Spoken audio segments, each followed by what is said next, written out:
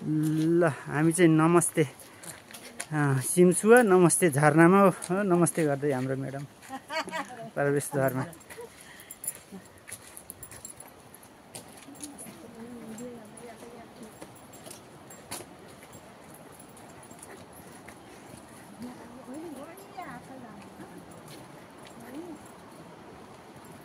ए यहाँ कोले कति कति लगानी गर्नुभएको छ त सब रहेछ।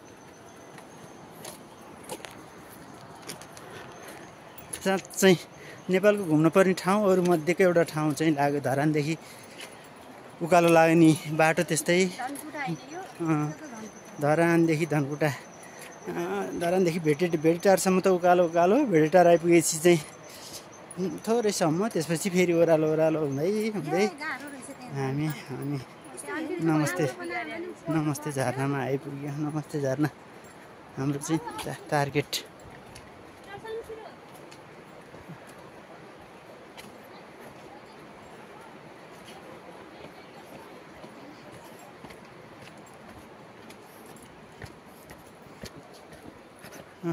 अब हाम्रो काम छ अगाडि हिँडे नमस्ते झरना जानलाई।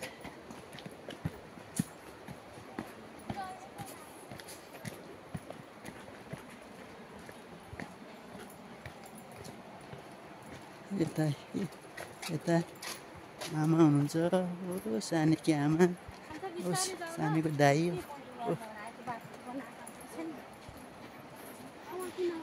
यो भर्खरै पहिरिया जस्तो पनि रहेछ। यो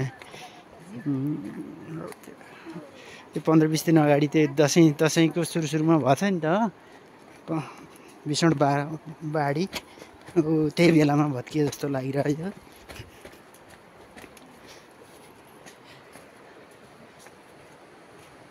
ल खै कता गयो फेरि पहिराले बाटो बिगारेर रहेछ। पहिराले बाटो बिगारेर गाह्रो हुन्छ।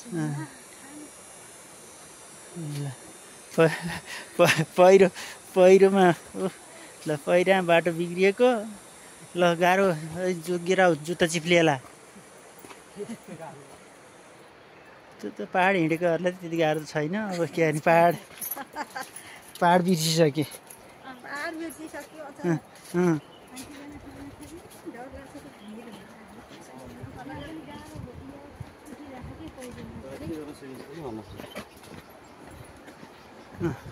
झरना घुमेर आउने टोलीहरू कस्तो रहेछ झरना? राम्रो छ।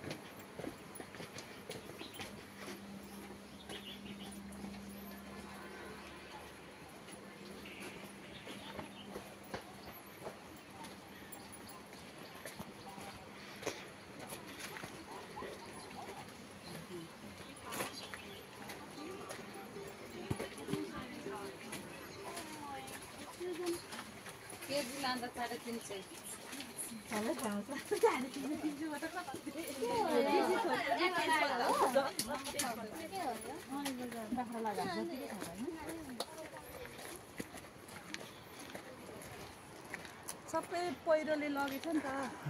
हो त यो भर्खरै आएको पहिरो होला। यो यहाँ नि पहिरोले लगेछ धेरै।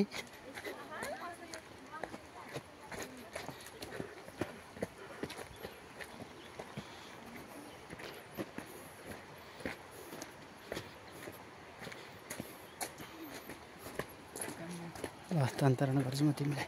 मेरो कतै आवाज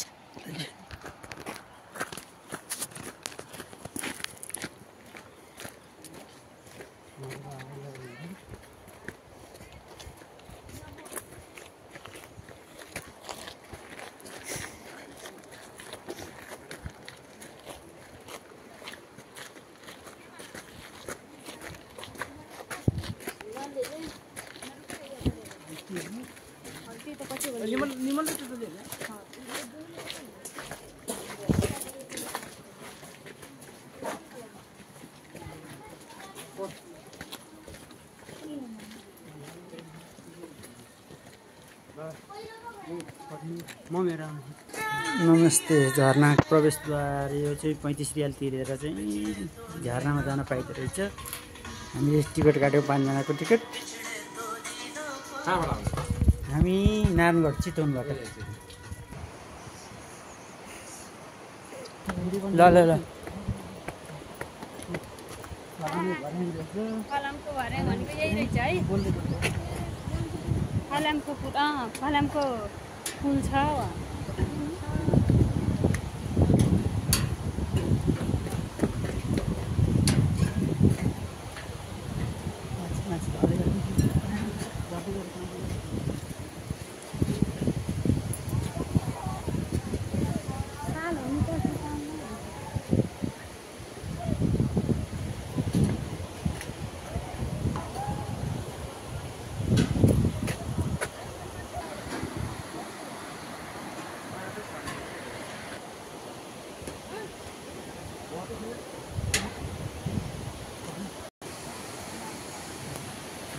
जा अहिले आउँदाखेरि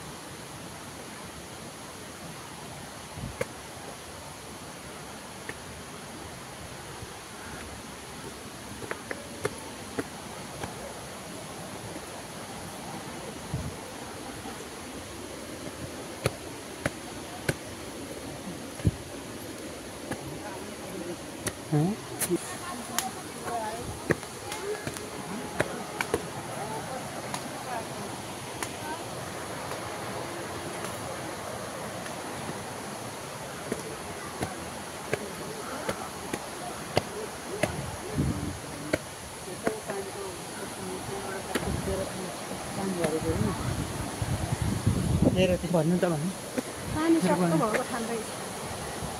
मूल हेर्नु मूलबाट त्यहीँबाट अनवरत पानी खस्या साँच्चै प्रकृतिले कस्तो राम्रो दिएको ठाउँ कति रमाइलो ठाउँ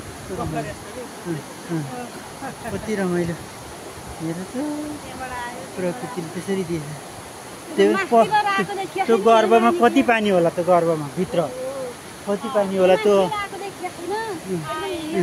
आइरह कति छ त्यो त्यो आएको आइ बगेको बगे कस्तो छ साँच्चै सम्झिँदाखेरि त निकै रमाइलो छ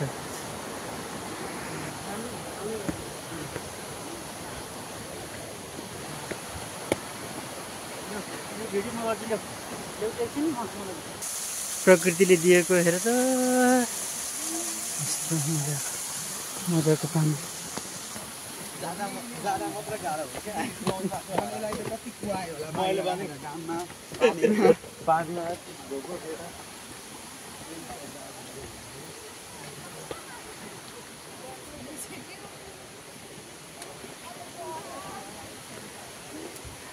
आओ ल ल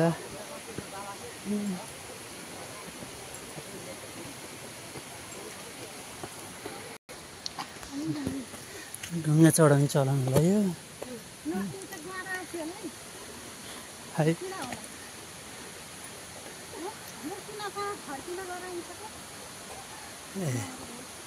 ल महाकाली देवी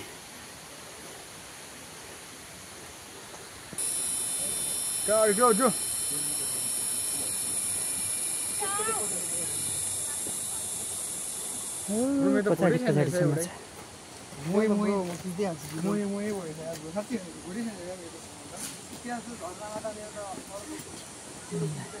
ए झर्नामा जाने आउनेको भिड राम्रै रहेछ